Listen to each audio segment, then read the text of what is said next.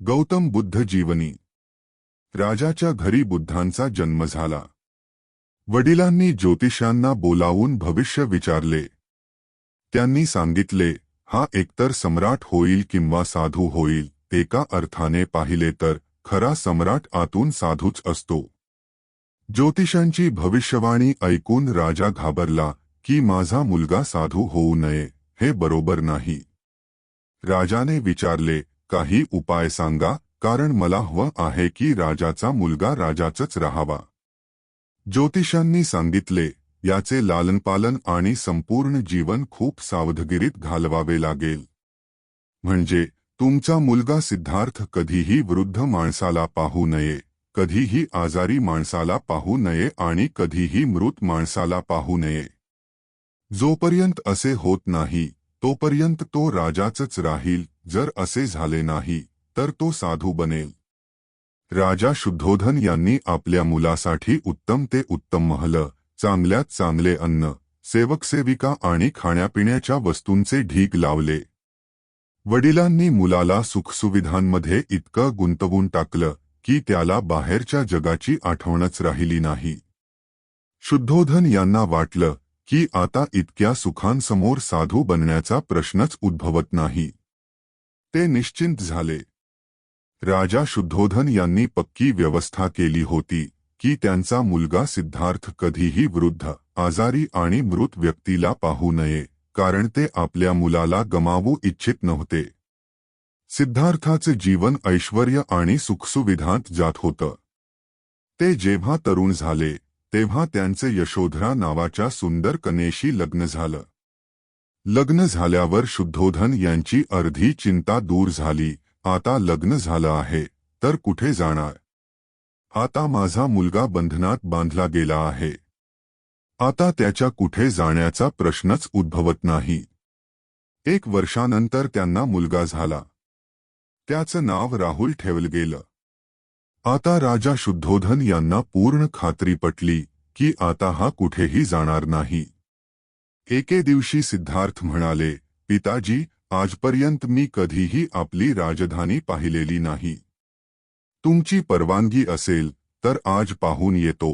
राजा म्हणाले, हो हो, नक्की जा. आपलं शहर पाहून यात एक सारथी त्यांच्यासोबत पाठवण्यात आला की राजकुमाराला राजधानीत फिरवून आणा. तरीही राजाने खबरदारी घेतली होती की कुठेही चूक होऊ नये. सिद्धार्थसाठी राजधानीचे मुख्य मार्ग सजवले होते, पण फिरताना सिद्धार्थांनी थोडा वेगळा मार्ग घेतला. ते त्या मार्गाने गेले जिथे काहीही तयारी नव्हती आणि आज त्यांना आश्चर्य वाटलं जेव्हा त्यांनी प्रथमच एका वृद्ध माणसाला पाहिलं. कमर वाकलेली, चेहऱ्यावर चुरचुरे पडलेले होते. तो त्रस्त आणि दुःखाने भरलेला होता. त्याची चाल खूप मंद होती. वृद्ध माणसाची वाकलेली कमर पाहून सिद्धार्थांना धक्का बसला आणि त्यांनी सारथीला विचारलं, मीही एक दिवस वृद्ध होईन का? सारथी म्हणाला, होय राजकुमारा. प्रत्येकाच्या आयुष्यात 3 अवस्था येतात, बालपण, तारुण्य आणि वार्धक्य. एक दिवस तुम्हीही वृद्धावस्थेत जाल. हे राजकुमारा, हा संसाराचा नियम आहे. गरीब असो वा श्रीमंत, सर्वांचं शरीर शिथिल होतं. राजकुमार विचारात पडले. सारथीने रथ पुढे नेला तर काही अंतरावर एक आजारी माणूस दिसला जो आजारांनी ग्रासलेला होता. त्या पीडित व्यक्तीला पाहून राजकुमाराचं मन दुःखी झालं. राजकुमार म्हणाले, याला काय झालं आहे? सारथी म्हणाला, हा माणूस आजारी आहे म्हणून तो कराहत आहे. या संसारात दुःख आणि सुख दोन्ही आहेत. हे प्रत्येकाच्या भाग्यावर अवलंबून आहे की कोण दुःखी आहे आणि कोण सुखी आहे. मीही कधी आजारी होऊ शकतो का? सारथी म्हणाला, तुम्ही हे विचार सोडून द्या. वेळ खूप बलवान असतो. हे सर्व कर्मांवर अवलंबून असतं. राजा असो वा गरीब, सुखदुःख सर्वांवर येतं. शरीरात आजार आलाच पाहिजे तर तो येईल. हे सर्व ऐकून राजकुमार विचारात पडले. सारथीने रथ पुढे नेला तर समोरून 4 खांद्यांवर एक अर्थी येताना दिसली. राजकुमारांनी असं प्रथमच पाहिलं होतं. त्यांनी सारथीला विचारलं, हे काय आहे? हा माणूस मरण पावला आहे. हा मृतदेह आहे. जो माणूस मरतो त्याला बांधून स्मशानभूमीत नेतात. नंतर तेथे त्याला जाळून टाकतात. राजकुमार म्हणाले, सर्वांना मरावं लागतं का? होय, सर्वांना मरावं लागतं. हा मृत्यूलोक आहे. जो जन्मतो त्याला एक दिवस मरावंच लागतं. मग याचा अर्थ असा की असंच एक दिवस मलाही मरावं लागेल, माझाही मृतदेह होईल आणि मलाही 4 खांद्यांवर उचलून नेले जाईल. मलाही अशाच दोरींनी बांधलं जाईल. माझ्या आजूबाजूला माझे कुटुंबीय रडतील तडपतील आणि मी जमवलेला हा सर्व संसार माझ्यापासून दूर होईल. मग याचा अर्थ असा की मीही एक दिवस मरणार आहे का? यशोधराही एक दिवस मरेल का? माझा राहुलही एक दिवस मरेल का? सारथी म्हणाला, होय राजकुमारा. एक दिवस मीही मरणार आहे, तुम्हीही मरणार आहात, यशोधराही मरणार आहे आणि राहुलही मरणार आहे, कारण हे सर्व मरण्यासाठीच जन्मतात.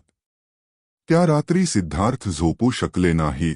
विचार करू लागले की या संसारात इतकं दुःख आहे, आजार आहे, वार्धक्य आहे आणि अशा परिस्थितीत मी कसं जगू शकतो?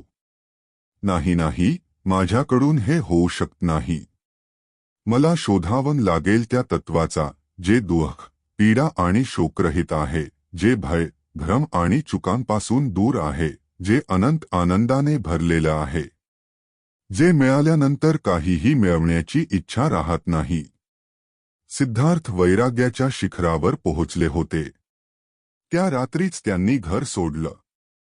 सारथीला सांगितलं की नगराच्या सीमेपर्यंत ने नगराबाहेर पोहोचल्यावर सारथीला परत पाठवलं.